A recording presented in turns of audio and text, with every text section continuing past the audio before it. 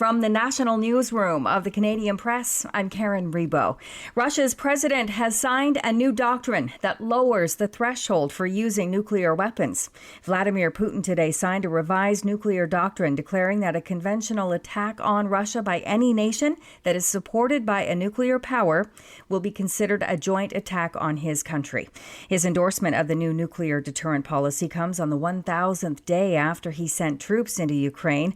It also follows U.S. President Joe Biden's recent decision to let Ukraine strike targets inside Russia with U.S.-supplied longer-range missiles. Leaders of the world's 20 major economies gathered in Brazil for the G20 summit issued a joint declaration last night calling for an end to hostilities in Ukraine and in the Middle East. Trade is proving to be among the key issues at the G20 summit in Brazil as world leaders brace for Donald Trump's impending return to the White House. Trump's election win this month poses risks to global support for trade, for NATO, and for other issues like fighting climate change. Prime Minister Justin Trudeau spent the day in and out of meetings with several world leaders in Rio, including those from the U.S., Britain, and Mexico. An E. coli outbreak stemming from bagged organic carrots in the U.S. has now prompted a product recall in Canada. The Canadian Food Inspection Agency says various brands of carrot products are being recalled by the same American produce company behind the U.S. recall, Grimway Farms. The affected carrots and carrot juice were sold nationally. Affected brands are PC Organics, Compliments Organic, Cal Organic, and Bunny Love. Dozens of Americans have fallen ill with E. coli symptoms, and one person has died. There have been no reports of illness in this country.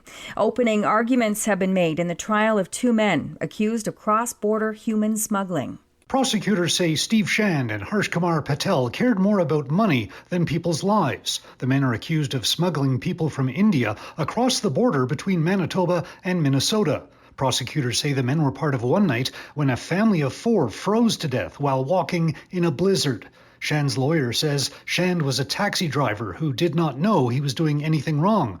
Patel's lawyer says Patel has been wrongfully accused. Steve Lambert, The Canadian Press, Fergus Falls, Minnesota. Toronto poet and novelist Anne Michaels appealed for unity in Canada's arts community as she accepted the Giller Prize last night for her novel Held. Michaels accepted the Canadian Fiction Award at a gala in Toronto under the shadow of anti-war protests targeting award sponsors with ties to the Israeli military. Our literary history is one of phenomenal assertion. And now, as then, we need unity, not just within one community, but among all the arts, to forge practical alliances that proclaim our values. This is the Canadian Press. In sports, Sam Montembeault posted a 30-save shutout for the Montreal Canadiens Monday night in a 3-0 win over the visiting Edmonton Oilers. Edmonton will play the second of back-to-back road games against the Ottawa Senators on Tuesday night. Capitals forward Alex Ovechkin's chase for Wayne Gretzky's career NHL goals record is down to 27 needed. Ovechkin scored twice in Washington's 6-2 win over the Utah Hockey Club, though he did leave the game in the third period with an apparent leg injury. RJ Barrett dropped a season-high 39 points for the Toronto Raptors in a 130-119 win over the visiting Indiana Pacers. Jakob Poeltl contributed 30 points and 16 rebounds to the win that halted Toronto's losing streak at 7 straight games. The Grey Cup was at the game. The Toronto Argonauts brought the CFL's championship trophy to Scotiabank Arena a day after beating the Winnipeg Blue Bombers in Vancouver. A rally will be held in downtown Toronto on Tuesday morning. From the Canadian Press, I'm Karen Rebo.